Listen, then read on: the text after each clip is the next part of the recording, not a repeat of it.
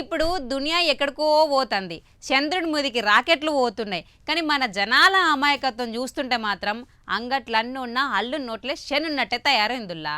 వేదాలు వల్లించేటోడు ఒకడైతే గొర్రెల గొంతులు కోసేటోడు ఇంకొకడు అన్నట్టు నకిలీ బాబాల మాయమాటలు నమ్మి మన జనాలు ఇండ్లల్ల గుంతలు నవ్వుకుంటా ఇంకింత పాతాళంలకు పోతుర్రు.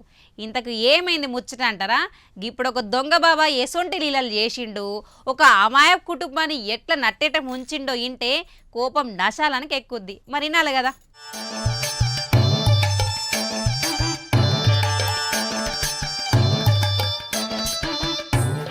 నమ్మినోన్ని నట్టేట ముంచుడు గీ రోజులలా చాలా మందికి ఫ్యాషన్ అయిపోయింది.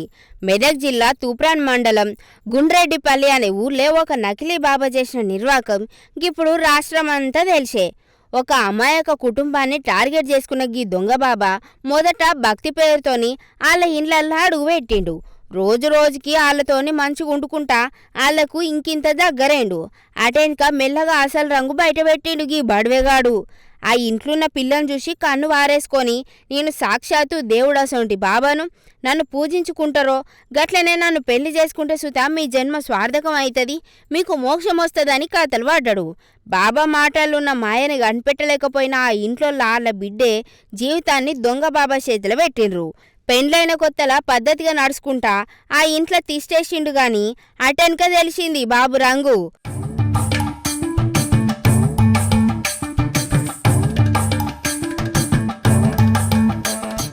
పెళ్ళైన కొన్ని రోజులకే ఆ ఇంట్లో ఉన్న ఓళ్లకు పెద్ద ఆశ చూపిండు. మీ ఇంట్లో కోట్లాది రూపాయల విలువైన గుప్త నిధులు ఉన్నాయి, నేను నా మహిమలతోని వాటిని బయటకు తీస్తా, మీ దరిద్రం అంతా పోతుందా అన్నాడంట. బాబా మాటల నిజమేనని నమ్మిగా వాళ్ళు ఇంట్లో పెద్ద పెద్ద గుంతలు తవ్వేతందుకు ఒప్పుకున్నారు. ఇగేమున్నది, రోజు రోజుకు గదిలా పూజల పేరుతోని నానా హంగామా చేసుకుంటా ఇల్లంతా గుంతలమయం చేసిండు. తీరా చూస్తే ఆ గుంతల్లా మట్టి తప్ప ఒక్క రూపాయి కూడా దొరకలేదు. దీంతోని ట్విస్ట్ ఇచ్చిన బాబా గుప్త నిధులు దొరకాలంటే ఇంకా పెద్ద పూజలు చేయాలి, పైసలు కావాలి అనుకుంటా ఇంట్లో నగలు కట్టెపడి దాచుకున్న పైసలను లాగేసిండు.